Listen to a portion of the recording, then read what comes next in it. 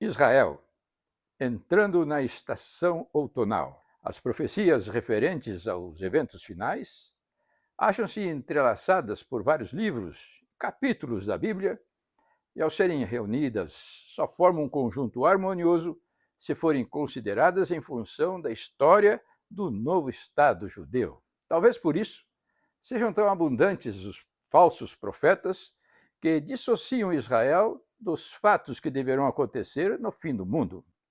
Devido às suas tradições, erráticas opiniões e outros malabarismos para ajustar aos gentios aquilo que se refere apenas aos judeus, os seus ensinamentos são tão diversos e desencontrados a ponto de merecerem o justo título de cegos, na concepção de Jesus Cristo, que, dirigindo-se aos líderes da igreja de Laodiceia, disse: Vocês dizem, somos ricos, estamos bem de vida e temos tudo o que precisamos, mas não sabem que são miseráveis, infelizes, pobres, nus e cegos.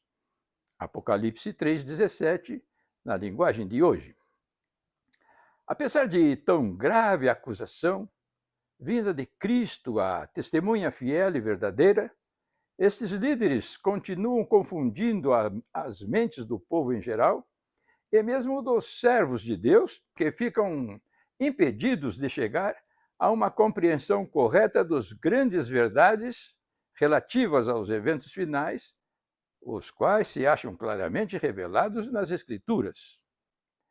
Eles não são considerados hipócritas, porque não sabem que foram enganados.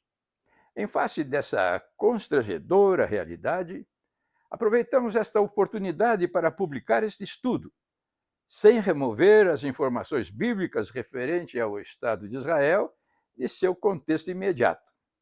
Vamos lá. Israel, a chave da história.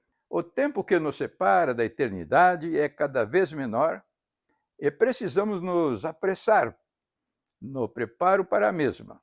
Uma verdadeira guerra de informações mascara o pleno conhecimento da verdade para o nosso tempo.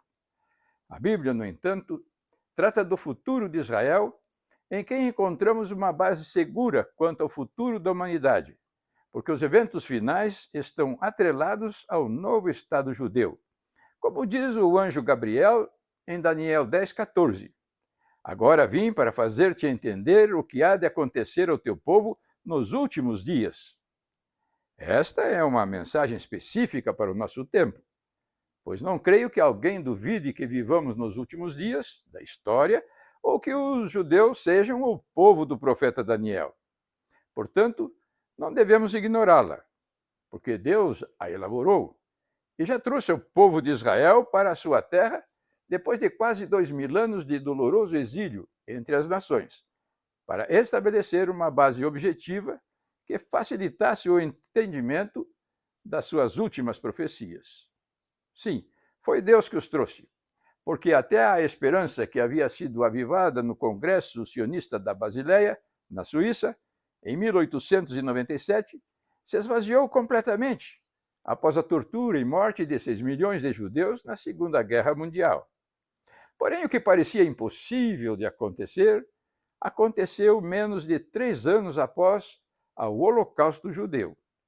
Pelo voto de um brasileiro, Oswaldo Aranha, Deus usou a Organização das Nações Unidas para aprovar, em novembro de 1947, a já antiga Declaração de Balfour, de 1917, que previa a divisão da Palestina entre dois países, um árabe e outro judeu.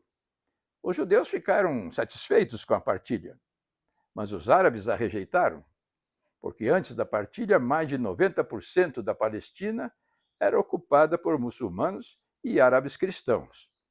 A seguir, o povo hebreu, recém-assentado em Tel Aviv e ainda sem exércitos, alcançou uma vitória memorável na Guerra da Independência, pois no dia seguinte à posse, 15 de maio de 1948, foi atacado de surpresa pela Confederação de 7 nações árabes muçulmanas, as quais foram derrotadas após um longo ano de duros combates.